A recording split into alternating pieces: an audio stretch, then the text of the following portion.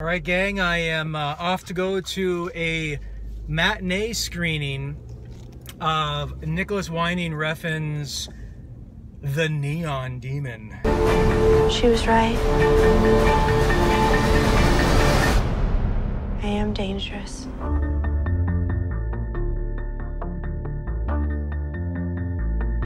And, you know, for those who are a little unfamiliar with Refn, he made, for my money, one of the best films of recent memory in Drive.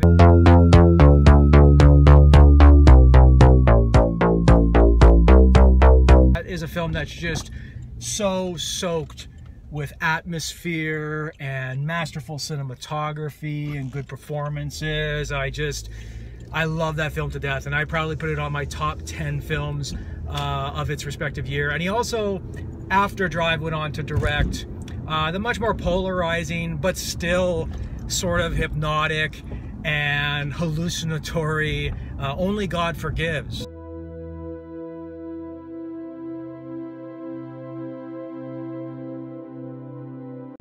It's just, I think it had some of the most sumptuous and gorgeous cinematography that I've seen in an awfully long time. There are moments in that film where it just looked like a painting come to life. So yeah, Refn he's a real avant-garde out there director, and I've been hearing a lot of talk about The Neon Demon, so I'm really looking forward to seeing it. It's taken forever for it to come to Saskatoon, so I'm off to the Roxy Theatre, the most opulent art house cinema in Western Canada, to go check it out.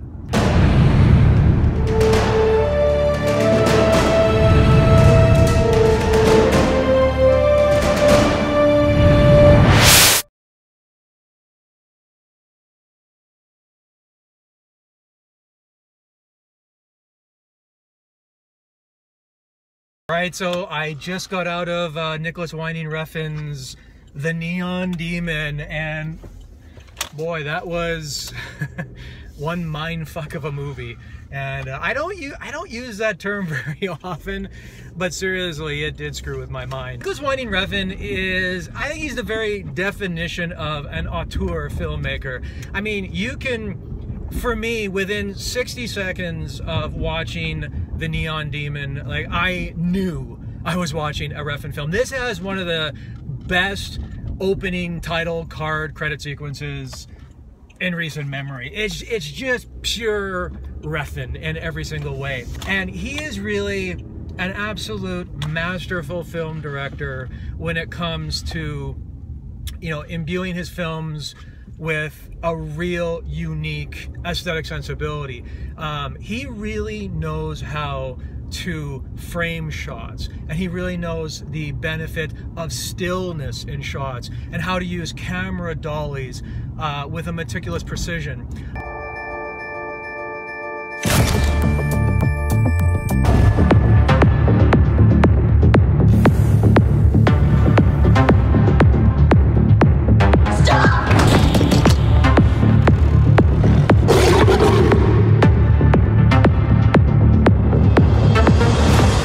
Having a party or something? It's borderline Kubrickian at times, and that may sound like high praise, but Kubrick also was a master of manipulating the frame, and he really knew the benefit of judicious editing and knowing when to cut shots and when not to, and when to let the camera linger on his subjects. Refn has got that to a T. I also read that Winding Refn is colorblind, which really says an awful lot about his color palette choices. You walk into a room, it's like in the middle of winter.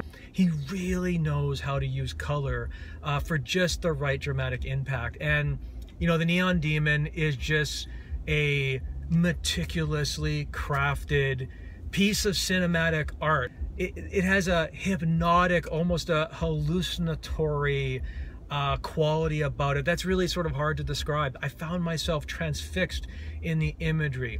It is never boring as a visual odyssey. There's not much of a meaty story to tell here. It really is diving into the seedy and, I might say, incredibly depraved world, at least in this film's case, of the model industry.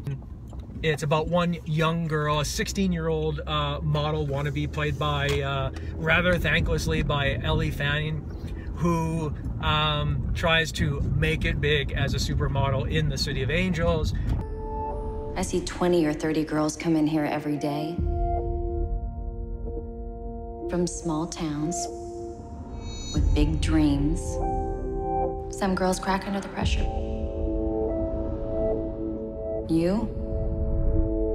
You're going to be great. And she is befriended by a rather strange and seemingly kind-hearted makeup artist played by Jenna Malone.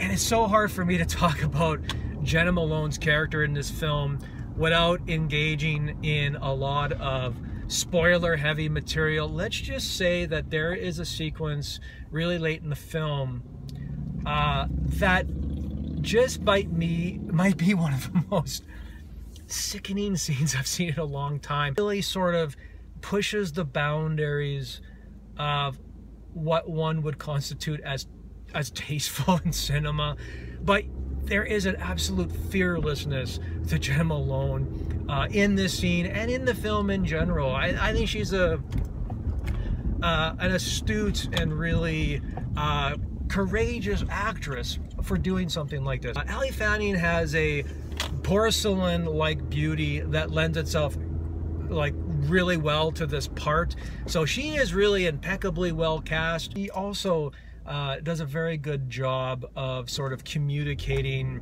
the whirlwind of emotions that this character has to go on. Keanu Reeves also shows up in this film as one of the more sleazy motel owners in recent movie history. He certainly makes for an interesting case study in himself, because, you know, as an A-lister, he's a Hollywood A-lister. I mean, he could easily, you know, have taken like a pathetic paycheck role and made millions of dollars, but no, he's doing a lot of these smaller, more idiosyncratic parts, like, you know, obviously in this film and films like Knock Knock, where he just went for ape shit crazy broke in that film. And so I have a perverse amount of respect for Keanu Reeves allowing himself to be in a fairly small but memorable part, such as the case of Neon Demon.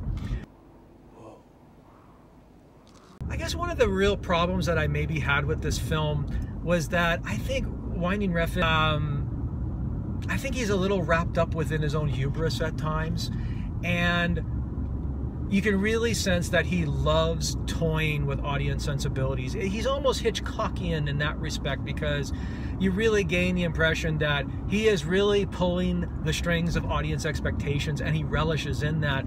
Really, the big problem, I think, with Neon Demon is that it really struggles with trying to find a way to conclude and end its story.